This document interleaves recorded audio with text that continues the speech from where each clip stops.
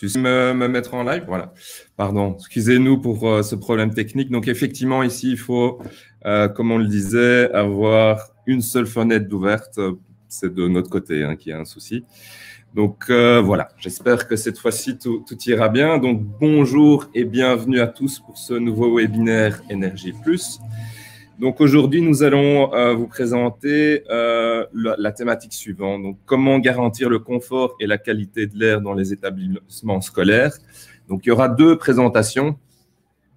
Donc, la présentation de Shadi Atia, qui est professeur d'architecture durable et des technologies du bâtiment à l'Université de Liège, et Tanguy Bouquet, qui est responsable du bureau d'études bâtiment énergie à la ville d'Ottigny-Louvain-la-Neuve. Merci d'abord à vous d'avoir accepté notre invitation. Donc là, je propose de partir directement sur la présentation de Shadi Atia. Désolé encore pour ce petit problème technique. Donc Shadi Atia, c'est à vous. Bonjour, vous m'entendez?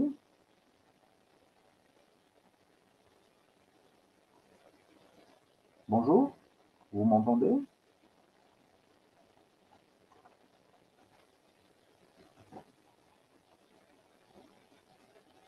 Vous m'entendez?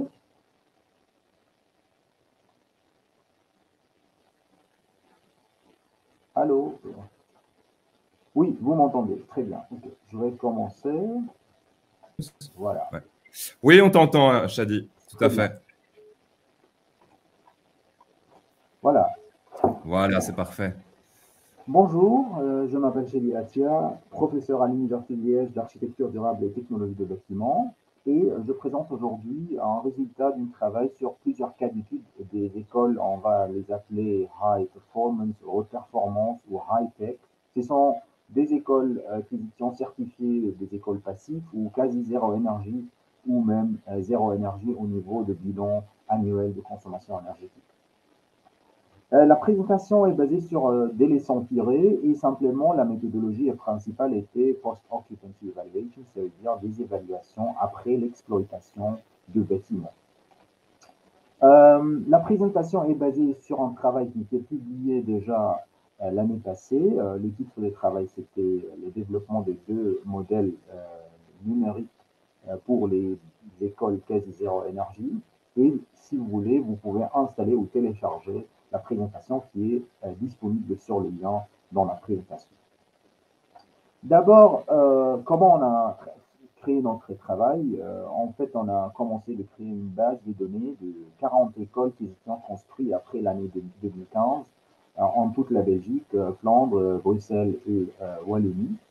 Et ils étaient des écoles secondaires et des écoles primaires. Et simplement, on a commencé de étudier ces écoles pour voir comment on peut créer un sort de monitoring et évaluer leur performance énergétique et en même temps tout ce qui est lié avec l'environnement intérieur ou la qualité environnementale à l'intérieur de ces écoles. Comme vous voyez ici, on a constaté que après toutes les campagnes de mesure et la comparaison, que ces écoles ne sont pas dominées par le chauffage, mais sont dominées par la demande électrique. Et simplement, l'électricité et la raison de consommation électrique, c'est principalement le demande de refroidissement et en plus la ventilation mécanique et tous les autres aspects comme l'éclairage et les équipements qui sont associés avec ces écoles parce qu'on sait bien que ce sont des écoles qui sont très bien isolées, très bien étanchéifiées, il y a un système mécanique et du coup le bilan énergétique est totalement différent par rapport à notre bilan traditionnel ou conventionnel pour une école en Belgique. Comme vous voyez, on a réduit notre base de données de 40 à 25. C'était la question d'accessibilité, les permis, etc. Et finalement, on a concentré sur un échantillon de 25 écoles neuves qui étaient construites après 2015, qui sont tous entre la certification passive ou la performance quasi zéro énergie ou zéro énergie avec des renouvelables d'une manière ou d'autre. Maintenant, comment on a évalué le confort à l'intérieur? On a simplement décidé de simplifier le choix de paramètres qu'on va utiliser ou on va chercher. Simplement, on a concentré sur la température intérieure, l'humidité et la concentration de CO2 pour avoir une sensation ou une évaluation quantitative de confort thermique et de qualité de l'air. Et en même temps, il y avait des enquêtes qualitatives avec les directeurs des écoles principalement et de temps en temps avec les enseignants dans ces écoles. Maintenant, quelles sont les découvertes principales de cette étude? D'abord, on a constaté que la majorité des écoles, ou en grande partie des écoles, ils ont des problèmes de surchauffe. Ils ont des problèmes qui ne sont pas des problèmes temporaires, mais ils ont des problèmes qui sont chronologiques. Ça veut dire qu'ils reviennent chaque année avec ces problèmes-là. Plus de 73 des écoles, ils n'ont pas un système de protection solaire extérieure. Et plus de 40% de ces écoles qui sont sous notre investigation, ils n'ont pas un système de refroidissement ou leur système de refroidissement ne fonctionne pas ou est fermé pour une raison ou d'autre. Aussi, ce qu'on a constaté dans cette étude, que quelques écoles qu'on a étudiées, leur système mécanique de ventilation était fermé parce que majorité du temps, les directeurs des écoles ou responsables, ils ont dit qu'ils n'ont pas un budget pour l'électricité qui était très chère.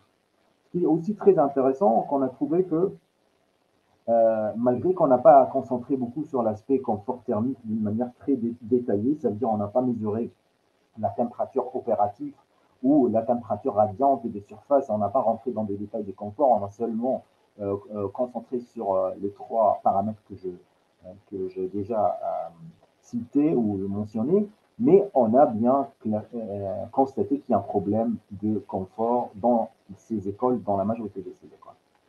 Voilà. En conclusion, si vous cherchez un ordre de grandeur par rapport à l'intensité d'utilisation d'énergie dans ces écoles, on parle ici que les écoles primaires, ils consomment plus ou moins 60 kWh par mètre carré annuellement. Les écoles secondaires, l'ordre de grandeur de 40 kWh mètre carré par année. La majorité de ces écoles sont quasi zéro énergie et ils ont un demande très fort de refroidissement actif et ils sont dominés par la demande d'électricité. Il y avait une manque de compréhension et de connaissances et des bonnes pratiques de comment pas seulement gérer ces écoles, mais aussi comment les concevoir, malgré que toutes ces écoles, ils ont déjà construit et fonctionnent, mais ça c'est une remarque, une généralisation, peut-être c'est un peu lié, c'est peut-être subjectif, mais ça c'est notre résultat de notre analyse, qu'il y a un problème de connaissance, comment ces bâtiments qui sont high-tech fonctionnent, et on a constaté ça dans notre travail, et on a constaté que sans discussion, les écoles qui sont très bien isolées comme ça, avec une étanchéité ou un taux de renouvellement d'infiltration très bas, sans discussion, ils vont avoir des problèmes de surchauffe en été, et le refroidissement passif n'est pas suffisant dans ces cas-là.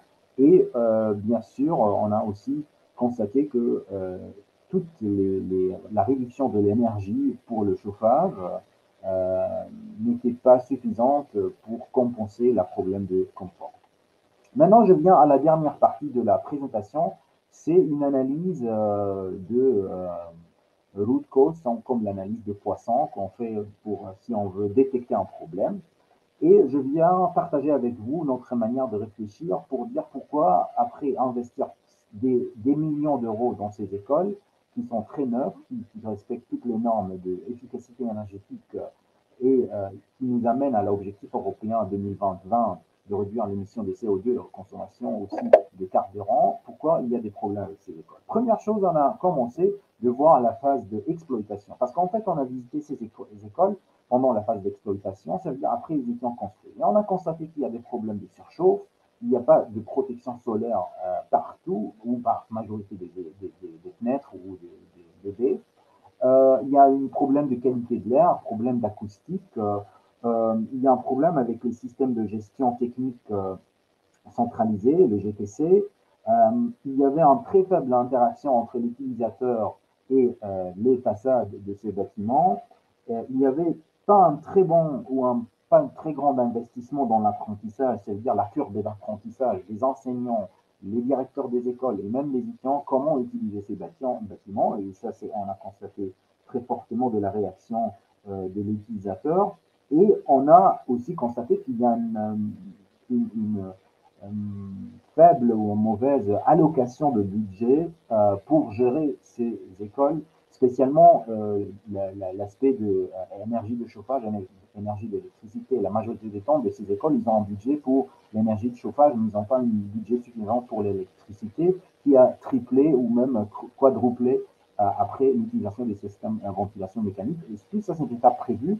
Et finalement, la partie la plus importante, que la majorité des écoles, on n'a pas trouvé un gestionnaire énergétique de bâtiments qui est responsable dans ce cas-là. C'est-à-dire, on a constaté que la cause centrale ou le problème central, pourquoi il y a des problèmes d'exploitation avec ces écoles, c'est la manque de gestionnaire énergétique en général. Au niveau de la phase de construction, si on passe à l'arrière, on peut passer à la phase de construction. On a constaté que beaucoup de choses, ils ont bien passé avec ces écoles. Il y avait un contrôle budgétaire très fort, les bâtiments sont très bien étanchéifiés, il y a une conductivité qui était très bas, il y a un contrôle de temps, le projet était bien réalisé, il y avait un entrepreneur général dans la majorité des cas qui jouait le jeu d'une gestionnaire ou une project manager. Il y avait une approche centralisée de qualité et comme approche de design build, ça veut dire c'était pas une approche de marché public, mais c'était une approche de partenariat entre l'entrepreneur général et les bureaux d'études ou les architectes. Et ça, c'était quelque chose qui est très positif dans ces projets, qui a vraiment amené d'avoir des budgets très bas. On parle ici à plus ou moins à 1500 € par mètre carré de construction pour ces nouveaux écoles. Mais si on va continuer à l'arrière, voir qu'est-ce qu'il a passé avec la phase de conception, et ici on trouve beaucoup de problèmes. On trouve que le surface vitrée est très élevée dans la majorité des écoles. Il n'y avait pas de protection solaire à plusieurs causes. Il y a des architectes qui ne l'aiment pas. Il y a des problèmes d'opération ou de contrôle. Tout ce qui est la régulation des systèmes de protection, les stores externes, etc. La maintenance, l'accès d'échauffaudage pour changer des parties ou les maintenir, tout ça fait un problème. Les fenêtres, majorité de ces écoles, les fenêtres ne sont pas ouvrables ou difficilement ouvrables ou avec des surfaces minimales ouvrables.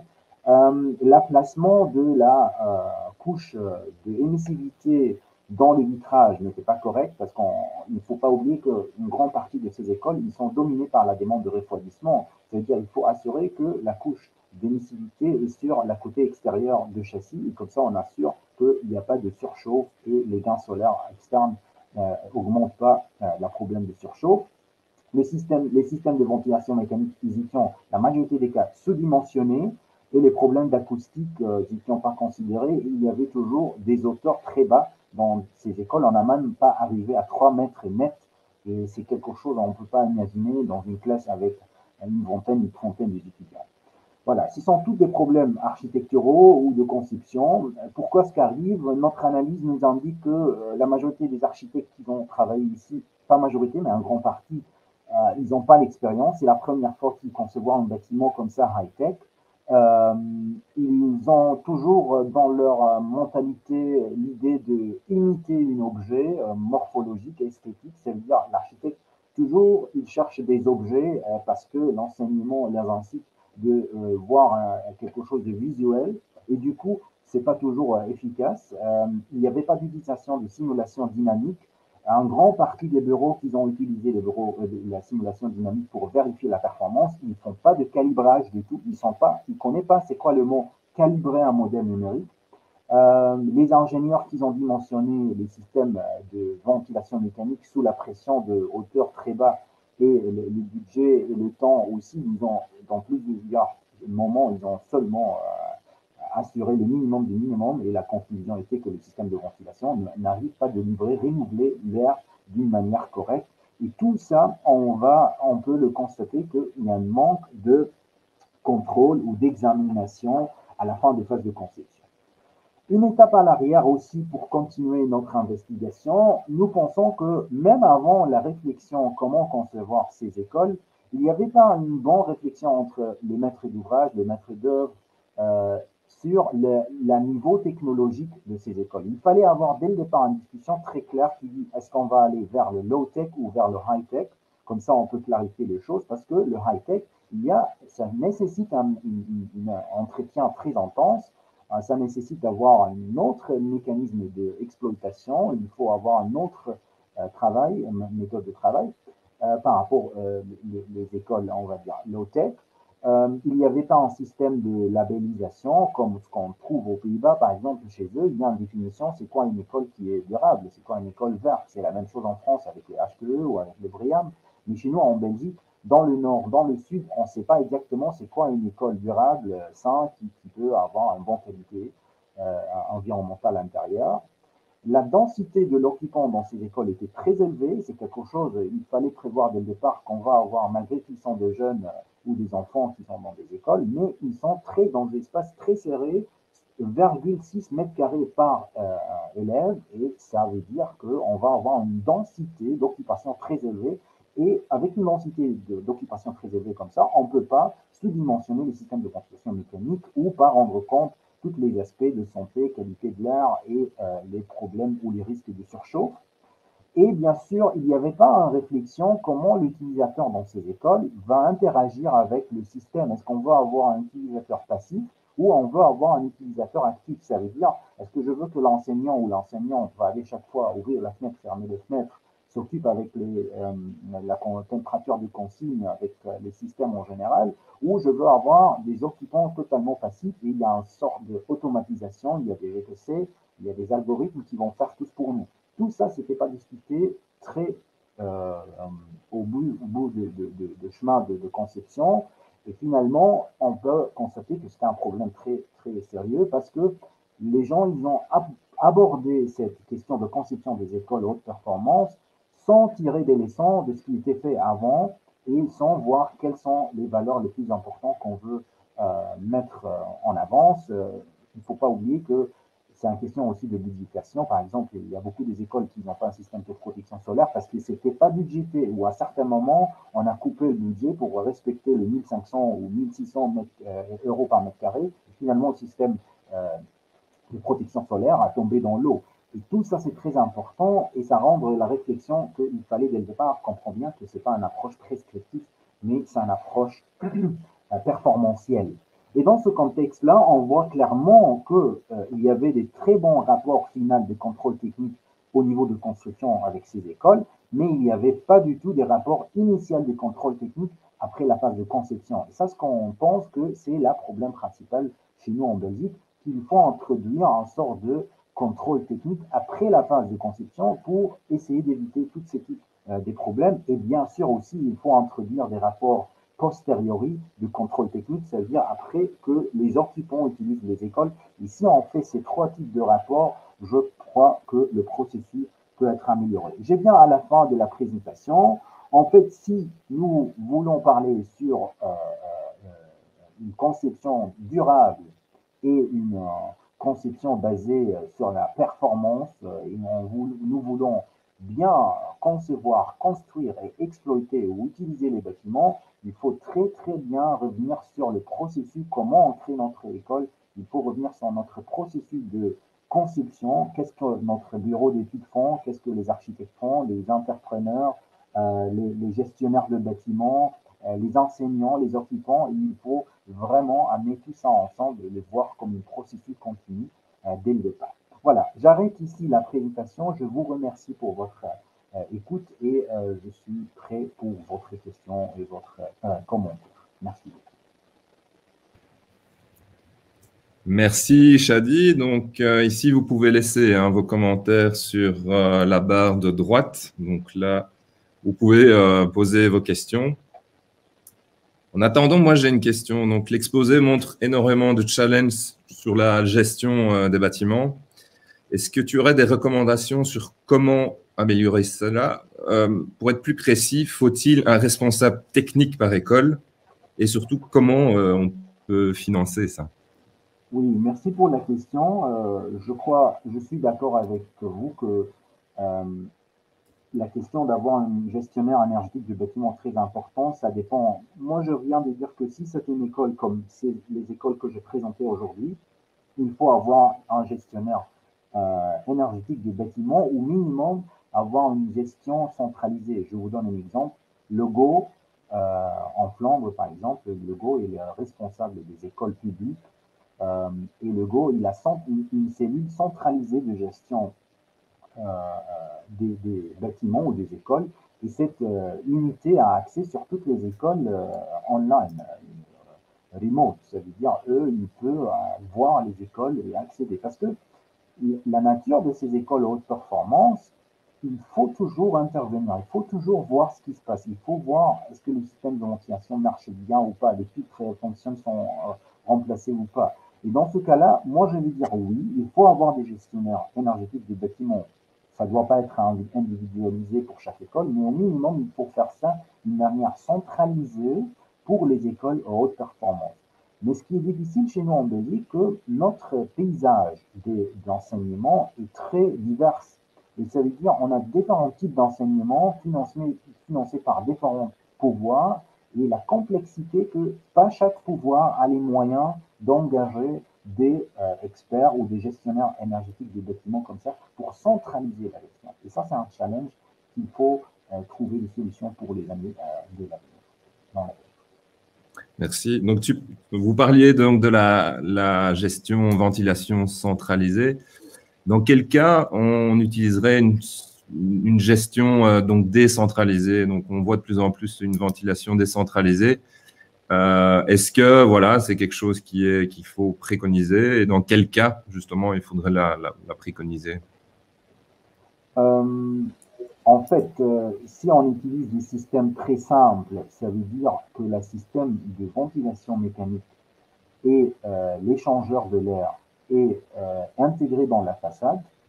Il y a des écoles où on peut trouver que le système de ventilation mécanique est intégré directement dans l'enveloppe ou dans le paroi et ça fonctionne seulement pour une zone thermique, c'est-à-dire une classe.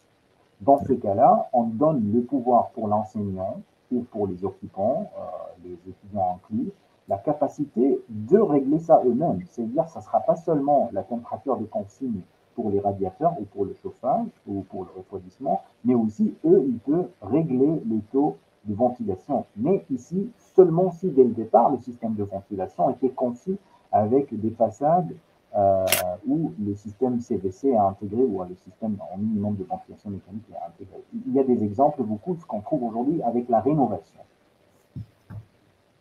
Oui, tout à fait. Merci beaucoup, Shadi Atia. Je ne sais pas s'il y a encore des questions. En tout cas, moi, je ne vois plus de questions. En tout cas, un grand merci. Merci beaucoup pour l'invitation. Donc, on va pouvoir passer à la seconde présentation maintenant. Donc, la présentation de Tanguy Bouquet. Donc, il va nous présenter des aspects un peu plus pratiques sur notamment la mise en place d'une ventilation qui est donc décentralisée dans une école. Donc, voilà, on va pouvoir passer à la présentation de Tanguy.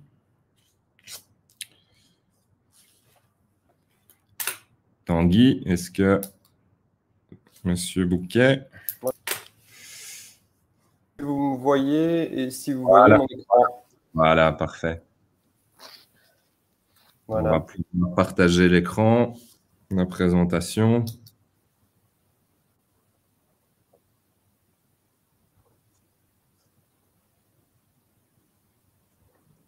Voilà. Tanguy, est-ce que tu as… donc, ouais, parfait. Super. OK. Bonjour à toutes et à tous. Moi, je vais effectivement vous faire un petit point un retour de terrain, on va dire, sur la ventilation dans les écoles. On a, à la ville de Tignes-Louvain-la-Neuve, on a 9 écoles communales. Il y en a certaines qui sont neuves, il y en a certaines qui sont très anciennes, il y en a certaines qui ont été rénovées, d'autres pas. Et donc, ici, on va faire moi, je vais vous parcourir un peu l'expérience que j'en ai. Tout d'abord, les constats, vous le savez sans doute, mais on est dans des écoles, on a très vite des taux de CO2 qui montent très rapidement dans les classes. C'est dû au fait simplement de la densité, de la concentration d'élèves dans des espaces relativement étroits. Et donc, il y a beaucoup de tests qui ont été faits pour essayer de ventiler en ouvrant les fenêtres pendant les pauses, pendant les récréations, une fois de temps en temps. Ce sont des systèmes, des façons de faire qui malheureusement ne fonctionnent pas pour maintenir, en tout cas qui n'arrivent pas à maintenir des taux de CO2 acceptables. Et on voit qu'on monte très vite dans les taux de CO2 qui sont tout à fait hors normes. On se retrouve avec la conclusion de toutes ces études-là qui ont été faites entre autres par Architecture et Climat qui nous montrent qu'une ventilation mécanique est nécessaire dans les classes. On n'y arrive pas sans ventilation mécanique. Alors, il y a toute une série de normes et de réglementations par rapport à la qualité d'air et ce qu'on doit atteindre comme résultat. On parle de la PEB, on parle de l'Organisation mondiale de la santé, on parle aussi du Code de bien-être au travail, qui lui est obligatoire par arrêté royal. Et donc, on va s'attacher à celui-là, puisque c'est celui-là souvent qui est pris comme référence. Le Code de bien-être au travail, il demande minimum 40 mètres cubes par heure par personne, ce qui nous amène à moins de 800 ppm dans une classe, on va dire, de 24 enfants avec un professeur. Il donne une option, c'est de plutôt, au lieu de dimensionner les installations sur les 40 mètres cubes par personne, c'est une option de résultat, donc maximum 900 ppm. Donc ça, les tests nous montrent que ça nécessite 32 mètres cubes par personne, donc c'est déjà mieux. Enfin, c'est déjà mieux, c'est déjà moins que les 40 qui sont mis au-dessus. Et alors, il propose aussi une dérogation pour arriver à 25 mètres cubes par personne ou 1200 ppm. Et ça demande une analyse de risque des polluants dans la classe et un plan d'action sur quelques années. En gros, ça veut dire que les ppm, c'est une mesure de la pollution de l'air, mais uniquement par le CO2 qui est respiré, qui est expiré par les enfants.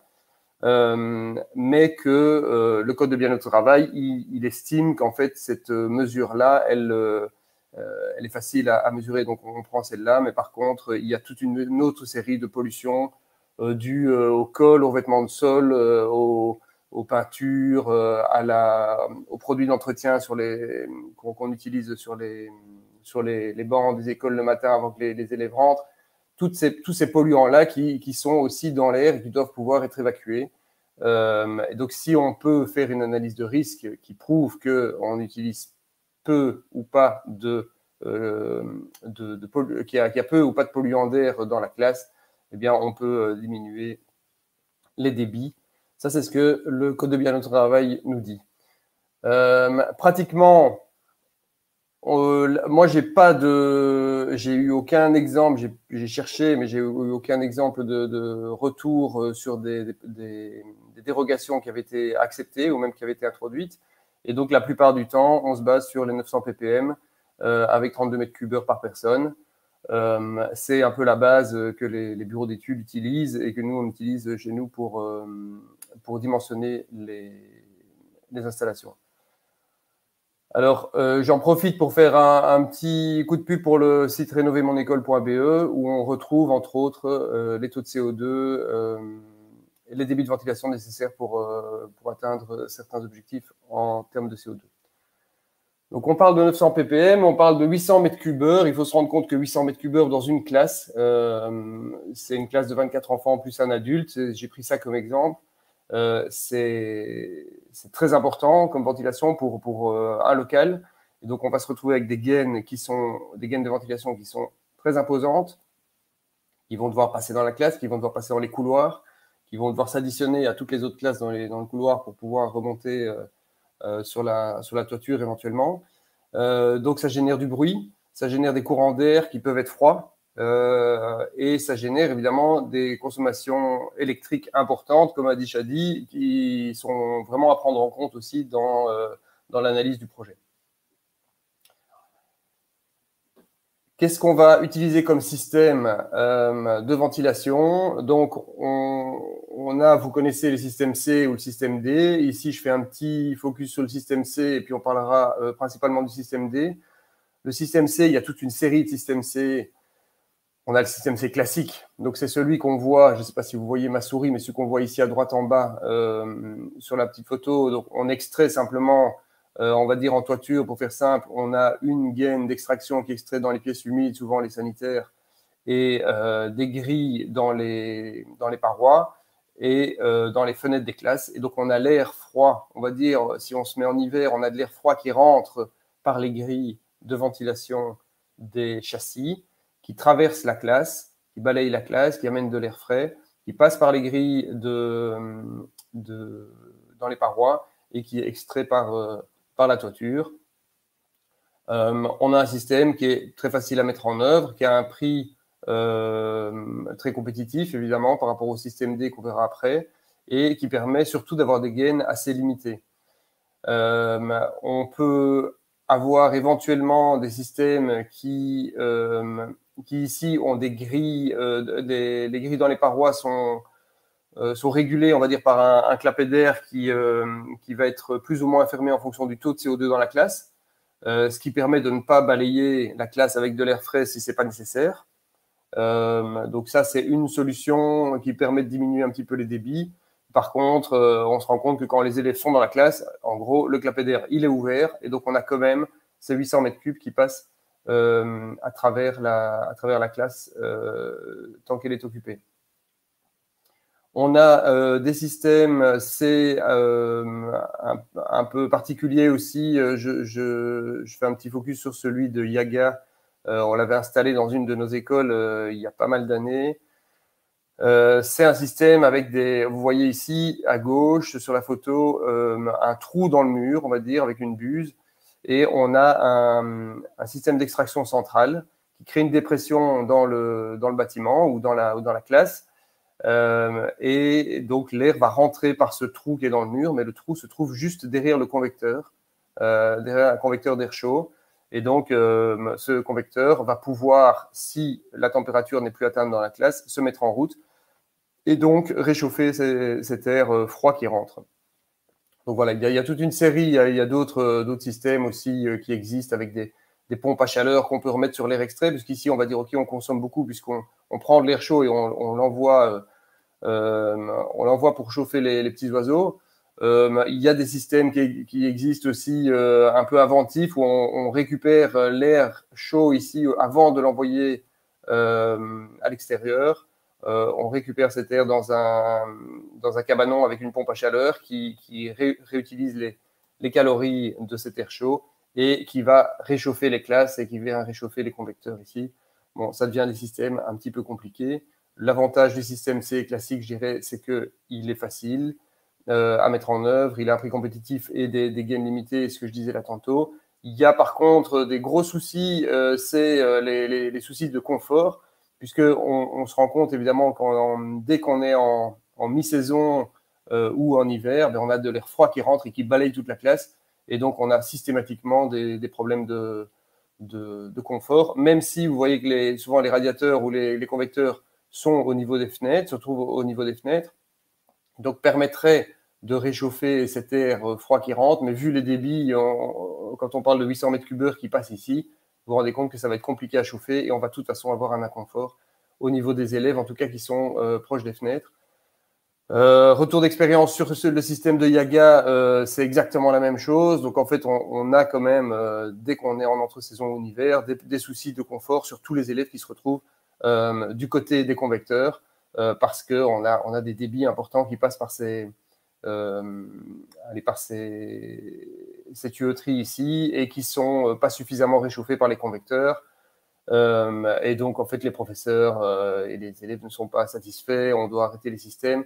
Donc, ça pose vraiment beaucoup de soucis. Donc, moi, je n'ai pas encore vu de système C dans des écoles avec des débits qui permettent vraiment de garder la qualité d'air qui était confortable au niveau des utilisateurs. On a évidemment la consommation énergétique qui est importante puisque on prend l'air frais, on l'amène à l'extérieur, on prend l'air chaud, on l'envoie à l'extérieur, on l'amène à l'intérieur et on prend l'air chaud et on l'envoie vers l'extérieur. Et donc, il faut continuellement réchauffer l'air intérieur avec les systèmes de chauffage prévus. Donc, on a des consommations énergétiques thermiques importantes. Alors, on a le système D que vous connaissez, donc avec double flux, avec récupération de chaleur, qui peuvent être centralisés ou décentralisés. L'avantage de ces systèmes, évidemment, c'est qu'il y a un confort beaucoup plus important que les systèmes C, puisqu'on réchauffe l'air entrant via l'échangeur de chaleur. Alors, j'ai marqué consommation énergétique thermique, on va dire, puisque là, on a moins de chauffage. Mais par contre, comme disait Shadi à la présentation précédente, on a des consommations électriques qui sont très importantes, qui peuvent être très importantes en fonction des installations et de leur utilisation, donc à prendre avec des pincettes. On a des inconvénients qui sont qu'il y a des gainages très imposants. On doit faire des gainages d'amener d'air et de retour d'air, donc de pulsion et d'extraction. Et donc, ça fait beaucoup de place pris par les gaines. Donc, en rénovation, ça devient compliqué, très compliqué. On a un prix qui est plus important, aussi un prix en maintenance qui est plus important. On a une complexité d'installation qui est plus importante aussi. Puisque souvent donc on a ces gros groupes double flux avec les filtres, avec toutes leurs les registres de ventilation qui permettent de réguler les débits d'air. On a toute une série de composants qui font que ça devient vite complexe. Et alors on a un entretien, une maintenance qui sont beaucoup plus importantes que sur les systèmes C et dont il faut vraiment se rendre compte avant de se lancer dans le projet. On va essayer de voir ici, entre le système D centralisé et décentralisé, qu'est-ce qui penche dans la balance de l'un ou de l'autre. Je prends un exemple ici de système D centralisé qu'on a sur une école chez nous, c'est 5400 m3. Donc vous imaginez l'équivalent de 5 classes. Vous voyez le genre de machine que ça fait. C'est vraiment des machines qui sont très imposantes, avec des gainages qui sont très imposants. Ici, c'est sur une extension d'une école qui est neuve. Mais vous imaginez sur une rénovation, devoir faire passer des gaines de ces sections-là dans les couloirs, c'est pas évident. Alors, ces systèmes, ils sont souvent sur les toitures. De préférence, on met des débits variables en fonction du CO2 dans les espaces qui sont ventilés pour ne pas faire tourner à 100% les machines non-stop. On a souvent la pulsion dans les locaux, donc dans les classes, et l'extraction dans les couloirs. Et donc, on a des grilles entre les couloirs et les classes. Il faut que ce soit des grilles acoustiques pour ne pas avoir de problèmes acoustiques entre les classes. Donc, il y a aussi une problématique par rapport à ça. Et alors, il faut se rendre compte que tout ce qui est sanitaire, salle de gym, réfectoire et cuisine, souvent, c'est sur des groupes indépendants parce que les sanitaires, par exemple, tournent non-stop, tournent toute l'année. Le groupe ici de ventilation, on peut l'éteindre pendant l'été. Les salles de gym n'ont pas les mêmes besoins, les réfectoires non plus, et les cuisines non plus. Donc voilà pour les systèmes D centralisés pour donner une idée. Ici, c'est une autre école en rénovation où on a mis un système décentralisé pour un système D qui est centralisé pour l'équivalent de 6 classes. Donc vous voyez de nouveau le genre de gain qui rentre dans ce bâtiment-là. Il faut gérer derrière l'occupation de l'espace. Le système D centralisé, on peut dire que les points positifs, j'ai mis échangeur à roue possible, c'est plus technique, c'est moins important. Durabilité, réparabilité, on a des gros groupes qui sont avec des pièces qui peuvent être changées et qui sont disponibles, on va dire, chez les fabricants.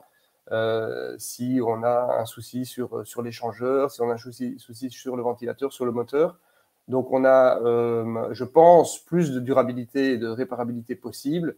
On a un seul groupe, donc pour la maintenance, on va dire que, on va agir sur un seul groupe en une fois. Au niveau des inconvénients, moi, ce que j'ai relevé, c'est une installation qui est souvent très complexe. Et du coup, comme disait Shadi, j'ai bien aimé cette intervention-là, c'est de dire qu'une installation complexe, ça veut dire que tout le monde s'en défait. On est dans du high-tech. Et c'est pas mon problème, c'est le problème du mécanicien ou de l'ouvrier spécialisé qui va venir une fois par an ou quand on l'appelle quand il y a un souci. Et donc, personne ne se tracasse de ces installations-là parce qu'elles sont trop compliquées, elles sont inaccessibles. C'est un gros souci dans la vie courante d'une école. Alors, on a des coûts de maintenance qui sont importants, qui sont faits par l'externe. On est obligé de prendre une société de maintenance extérieure qui vient voilà, avec des contrats dépannage, etc. On a des gainages importants. Donc ça, je vous disais, c'est vraiment un point crucial en rénovation parce que parfois, c'est simplement quasi pas possible de mettre du centralisé en rénovation. Il faut imaginer les sections de gaines directement et se dire, OK, où est-ce qu'on peut les faire passer? Est-ce qu'on va, voilà, est-ce qu'on va perdre une partie d'un local ou est-ce qu'on va trouver un espace pour faire passer toutes ces sections? Ça veut dire que les gainages importants, il faut les nettoyer aussi tous les X années. Il faut en tenir compte. Il y a des clapets coupe-feu pour tous les passages de parois RF. Il y a beaucoup de pertes de charge, et donc, parce qu'on a des conduits qui sont assez longs. Et donc, qui dit perte de charge dit consommation électrique. Et voilà, tout ça penche dans la balance du côté négatif. Et alors, un gros point, je vais remonter ici sur les groupes ici. On voit qu'on a des gainages extérieurs et on a un groupe qui est extérieur et donc qui est soumis aux intempéries. Rien à faire, mais quand il pleut, il neige, il gèle, il fait plein soleil sur toutes ces pièces, eh bien, on va avoir un peu d'eau qui stagne sur le toit parce qu'il y a quelqu'un qui est monté dessus et ça a fait un petit ventre et du coup, l'eau stagne et du coup, elle va passer dans la machine et puis on va pas le voir et puis après, il va y avoir des corrosions à l'intérieur, des soucis.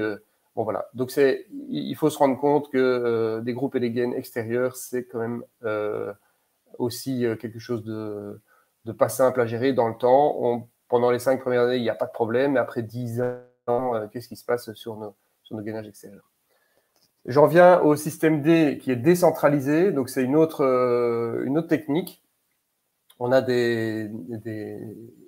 un appareil par classe qui peut se mettre au plafond, comme on voit sur la photo ici au-dessus, ou qui peut se mettre au sol, comme on voit sur la photo ici à droite. On peut avoir des débits relativement importants, donc jusqu'à 1000 m3 heure au plafond, en fonction des marques, et 1200, voire un peu plus, même au sol. On a des niveaux acoustiques de 30 dB, donc qui sont acceptables pour les classes. Et vous voyez ici, j'ai mis une photo d'un groupe qu'on a dans une de nos classes qui s'ouvre, donc c'est vraiment un capot qui s'ouvre avec des simples charnières. Et on a accès à tout l'intérieur du groupe de ventilation avec tous les changeurs qui se trouvent ici, avec les filtres qui se trouvent ici qu'on peut venir changer. Et donc, on se retrouve avec quelque chose de tout à fait local. Alors, même exercice que pour le système centralisé, quels sont les avantages et les inconvénients? Donc, moi, ce que j'ai relevé comme avantage, c'est l'appropriation de la machine par le personnel et même par l'utilisateur, comme disait Chadi dans la présentation précédente. Ça veut dire que si on a notre petite machine de ventilation pour notre classe, eh bien, une fois qu'elle va poser souci, qu'il va y avoir une lampe rouge qui s'allume, eh bien, ça va nous toucher plus qu'une bouche de ventilation où on sait que le gros système est sur le toit. On va peut-être même pouvoir adapter certains paramètres nous-mêmes, ou l'allumer, l'éteindre, ou faire certaines actions directement. Et donc, il y a une appropriation vraiment locale. Il y a une modulation maximale. Ça, je trouve ça vraiment intéressant aussi. C'est que quand il n'y a personne dans la classe, ben, la machine, elle ne tournera pas. Elle pourrait facilement ne pas tourner. Si il y a moins d'élèves, elle pourrait tourner moins. On peut vraiment moduler classe par classe les débits, les consignes. Si un professeur dit non, mais moi c'est bon, à partir du mois de mars ou d'avril, moi j'ouvre les fenêtres et je veux plus de ventilation, eh bien on coupe sa ventilation et il y a plus rien qui se passe dans cette classe-là. La classe d'à côté va dire ah non, mais moi j'ouvre pas les fenêtres, il fait encore trop froid. Et donc en fait on peut vraiment moduler en fonction des besoins de chacun. Ça permet aussi d'économiser l'énergie.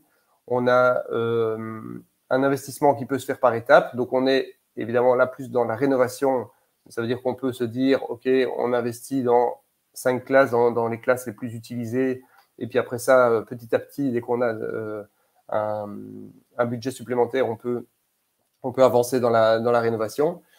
Et alors, on a des gainages limités. Donc ça, c'est important par rapport au nettoyage des gaines. Ça, c'est une chose. Par rapport aux pertes de charge et donc les les consommations électriques et qui peuvent être aussi plus limitées. Et puis, évidemment, par rapport à l'emplacement que ça prend. Donc, on a un emplacement important dans la classe, mais par contre, on n'a pas de problème dans les couloirs et de passage de gaines et de toutes ces gaines qui s'additionnent et qui font à la fin des très grosses gaines dans les couloirs. Au point de vue négatif, on a une maintenance sur chaque machine. Donc, quand on doit remplacer les filtres, il faut les remplacer sur toutes les machines. Dès qu'on a un souci, voilà, on a beaucoup plus de machines potentielles qui peuvent tomber en panne ou avoir un problème. Alors, la question de la réparabilité, je mets un point d'interrogation. Je ne sais pas trop. J'ai l'impression que ces systèmes sont quand même assez basiques. Mais par contre, dans 10 ans, je trouve encore le ventilateur de la petite machine que j'ai acheté 10 ans avant à un fournisseur ou un fabricant qui n'est peut-être plus sur le marché ou qui a changé de modèle. Voilà, c'est point d'interrogation pour ce point-là. Alors, ouais, donc ici, juste pour vous expliquer, ici, donc il y a une prise d'air dans le mur et un rejet d'air dans le mur. Donc, on a bien l'air qui vient de l'extérieur, qui rentre dans la machine, qui passe par l'échangeur de chaleur, et puis après ça, qui est pulsé dans la classe. Et alors, l'air de la classe, il passe par l'échangeur, et puis il est repulsé à l'extérieur. Donc, on a deux gainages vers l'extérieur qui apparaissent dans la façade, évidemment. Et donc, au niveau architectural, il faut aussi que ça puisse être intégré. Et au niveau autant intérieur qu'extérieur. Alors, il ne faut pas lire tout le texte ici. Vous le lirez tranquillement. Si vous avez un projet, ce sera plus une checklist. Mais c'est un point que je trouve très important par rapport à la régulation. Donc, quoi qu'il en soit, quel que soit le système choisi, qu'il soit décentralisé ou qu'il soit centralisé, la régulation doit absolument être centralisée et elle doit être vraiment bien pensée. Quand on a un système avec une bonne régulation qui permet d'avoir des bons rapports des courbes de tendance, etc., qui peuvent visuellement, et qu'on puisse détecter visuellement rapidement un problème dans une classe, qu'on puisse le faire à distance, qu'on puisse changer des paramètres à distance. Pour moi, c'est primordial qu'il y ait une personne qui soit responsable de ça et qui puisse agir à distance pour qu'elles ne doivent pas chaque fois se rendre sur les sites parce qu'elle pratiquement elle ne le fera pas. Et donc je pense que la régulation, il faut vraiment bien la réfléchir. Donc pour moi, elle doit être centralisée. Donc même si on a des éléments décentralisés, comme je montrais juste avant, la régulation peut très bien être centralisée. On va dire un bus de communication qui passe entre toutes les machines de l'école et ce bus de communication est relié à une GTC, un système, un logiciel qui permet d'agir sur chacun des groupes de ventilation, qui permet de connaître les températures, les niveaux de CO2, etc. de chacune des classes. Je pense qu'il faut pouvoir sortir des rapports hebdomadaires de suivi, donc des rapports hebdomadaires qui permettent en un coup d'œil de voir si tout va bien dans toutes les classes. On va avoir des courbes qui se superposent tous avec des niveaux de CO2 et puis après ça, une courbe qui part en pointe avec des niveaux de CO2 qui ne sont pas acceptables. Et là, on va pouvoir directement mettre le doigt sur une installation ou sur une classe qui pose souci. On va aller voir et on va pouvoir régler le problème. Mais il ne faut pas devoir aller sur chaque machine toutes les semaines pour aller vérifier ou tous les mois même pour aller vérifier si tout fonctionne bien. C'est quelque chose que de toute façon, dans le temps, on ne fait plus. Donc, des rapports hebdomadaires de suivi, c'est proposé par des fabricants et donc il faut en profiter, il faut les exiger. Alors, il y a la modulation du débit sur le CO2. Donc, ça, j'en ai parlé, mais donc je pense que c'est important par rapport aux consommations et par rapport au confort aussi, puisque si on a 2 personnes dans une classe, ça ne sert à rien de balayer la classe avec 800 mètres cubes heure. On a le souci, évidemment, quand on fait ça, qu'on est un peu plus dans du high-tech et donc on a des sons de CO2, on a des registres. Voilà, ça se discute aussi. Je parle de dérogation on-off par local. Est-ce qu'on permet ou pas à l'utilisateur de couper la ventilation, s'il l'envie, avec simplement un bouton où je mets sur off ou je mets sur automatique? Ce sont des questions qu'il faut se poser et ce n'est pas toujours une bonne solution, mais en tout cas, c'est quelque chose à discuter avec les utilisateurs. On peut mettre des horaires par groupe de locaux ou par locaux. Donc, dans des régulations centralisées, elles permettent aussi de grouper certains locaux. Si on a par exemple 5 classes de maternelle qui fonctionnent de la même façon avec les mêmes horaires, et puis on a 5 classes de primaire qui fonctionnent avec d'autres horaires et d'autres paramètres, eh bien on groupe ces classes-là, comme ça dès qu'on va changer un paramètre dans un groupe, ça change automatiquement sur toutes les machines. On parle de night cooling qui peut être automatique. Bon, ça sont des options, mais ce sont voilà, c'est plus, je présente ça plus comme une checklist, mais à vérifier quand vous faites votre projet. Qu'on ait des montées progressives du débit pour éviter le tout ou rien. Quand le CO2 commence à arriver à sa consigne maximale, eh bien, la ventilation démarre doucement et puis monte en puissance. C'est une question de confort aussi. On a, par exemple, on peut mettre des consignes de CO2 à 500 ppm en hiver. Donc, ça veut dire que la machine va monter doucement dès qu'elle arrive à 500, et puis après ça, elle va monter, elle va arriver à son maximum quand on arrive à 800, 900 ppm. Et on pourrait mettre 1000 ou même 1500 ppm en été pour laisser l'occupant ouvrir la fenêtre avant que la machine se mette en route.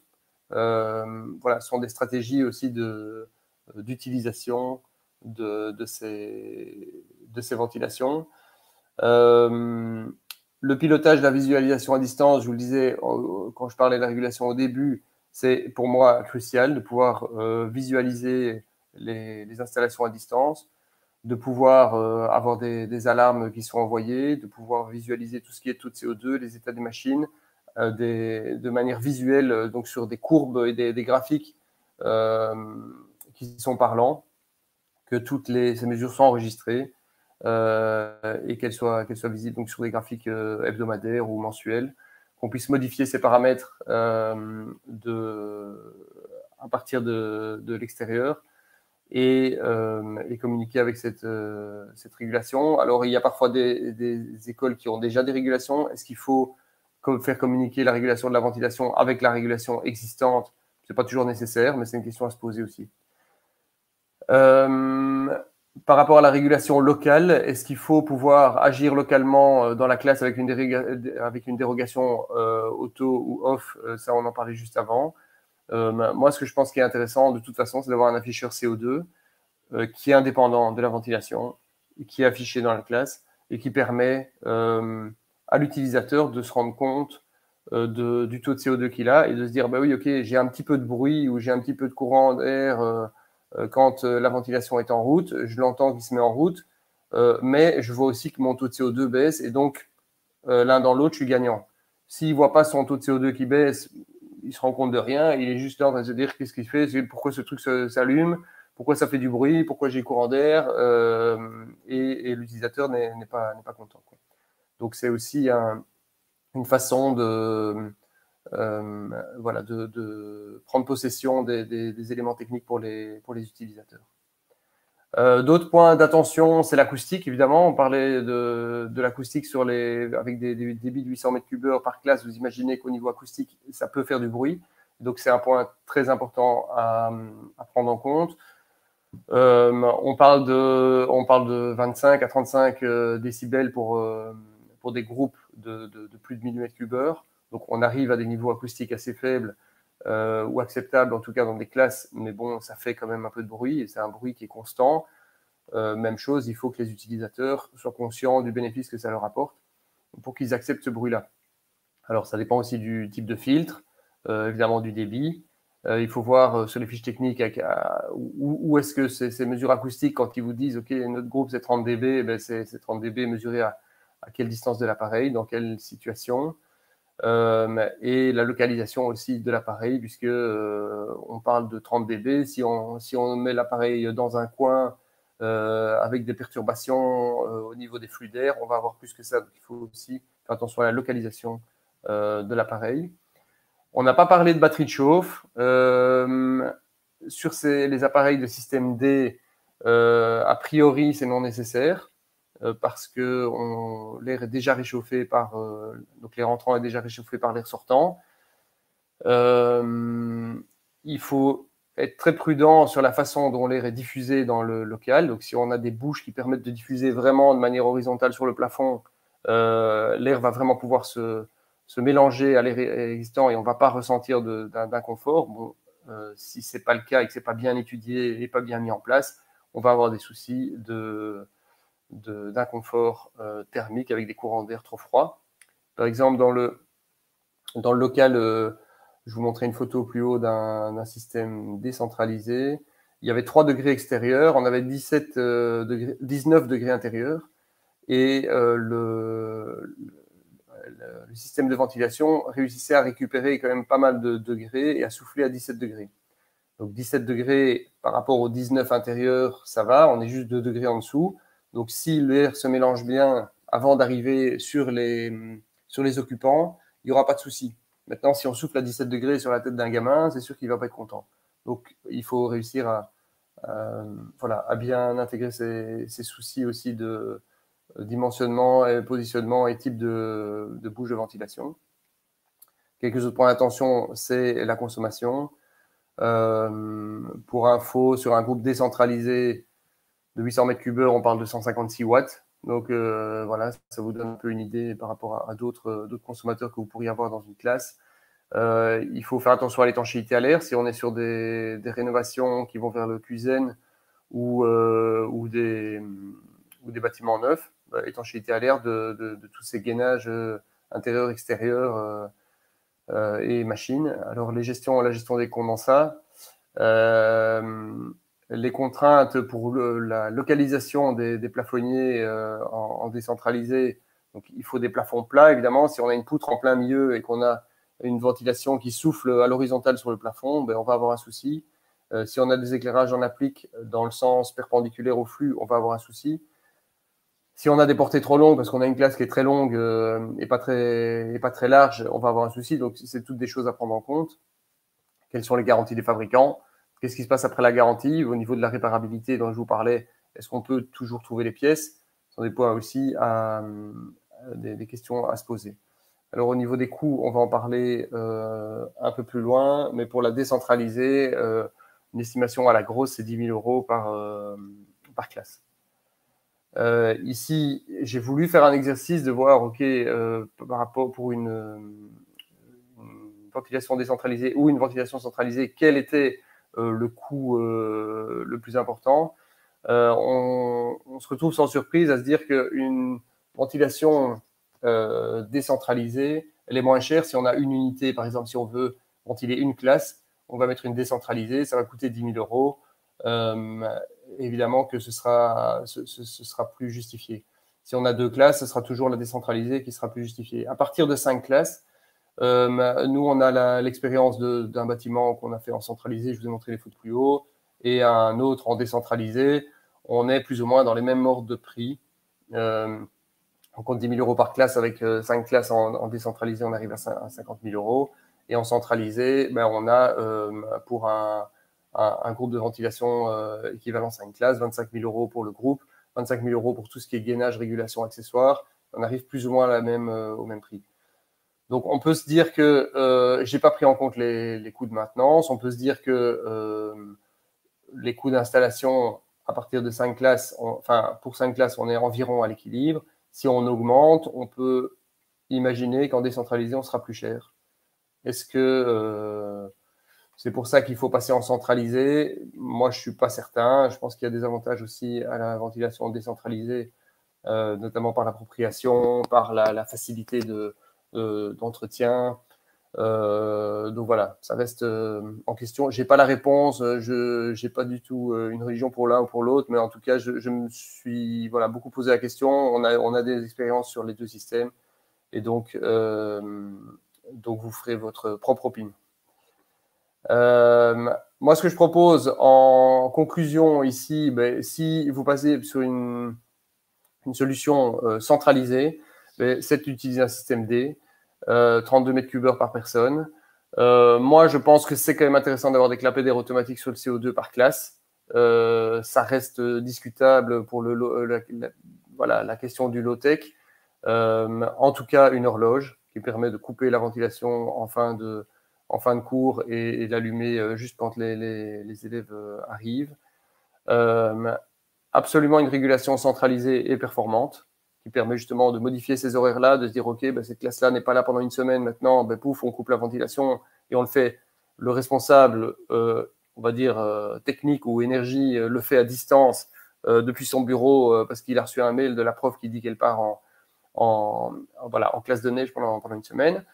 Alors, un système séparé pour les sanitaires, cuisine, réfectoire, salle de sport. Moi, je propose de mettre un afficheur de CO2 par local pour les raisons que je vous expliquais tout à l'heure. Et alors, de faire très attention à avoir une protection durable des éléments extérieurs. Je pense par exemple qu'une installation comme celle-ci n'est pas suffisamment protégée et qu'il faudrait prévoir directement un capot, une prolongation du toit, par exemple ici de la tôle supérieure pour venir vraiment capoter et éviter qu'il y ait toutes les intempéries qui tombent sur ces gaines-là, parce que celles-ci, dans 10 ans, je ne suis pas du tout certain qu'elles soient encore performantes. Alors, en décentralisé, le système que je proposerais, si vous optez pour ça, c'est d'avoir un système donc par classe de 32 mètres cubes heure par personne, avec des débits variables sur CO2. Ça, c'est quasi automatique dans les systèmes type class unit, donc en décentralisé, avec des horloges aussi par groupe de ventilation. Une régulation absolument centralisée, donc qui reprend tous les groupes. Si vous mettez 2, 3, 4, 5 groupes dans votre école décentralisée, il faut que la régulation soit centralisée, qu'elle soit suffisamment performante. Donc, je vous renvoie à la checklist que j'ai remise un peu plus haut. Un système séparé pour les sanitaires, cuisine, réfectoire, salle de sport, c'est la même chose.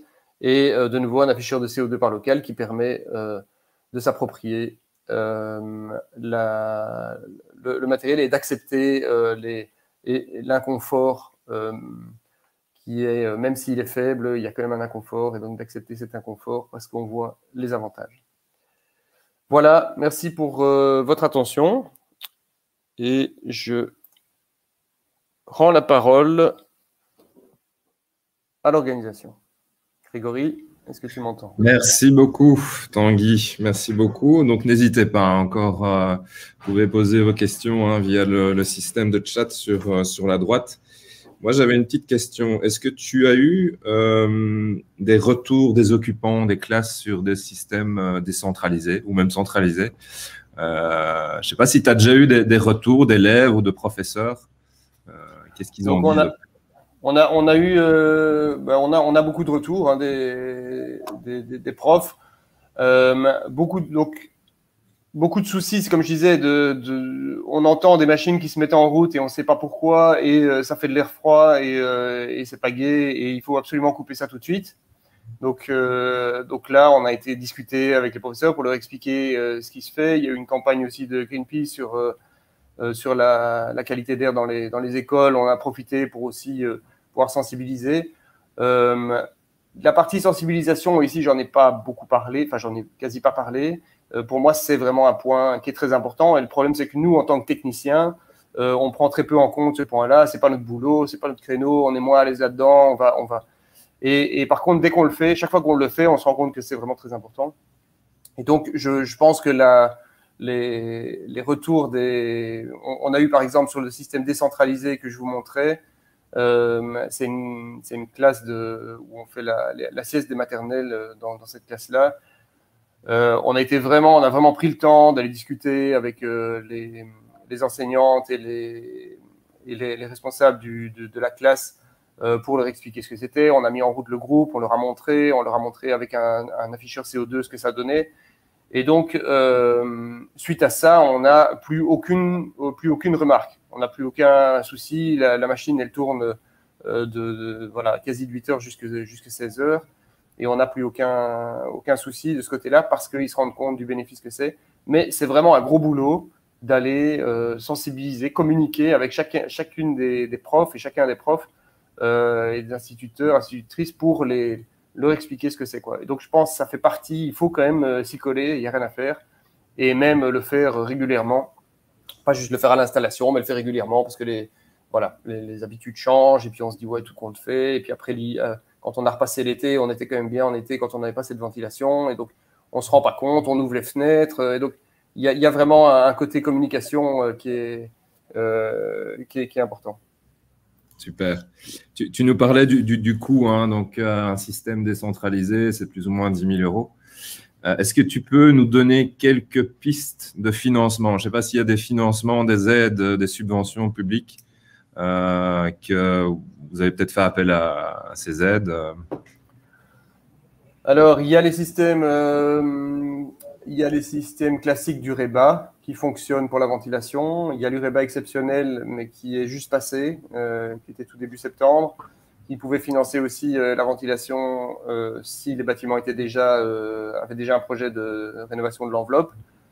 Donc, je dirais pour les écoles, c'est principalement UREBA.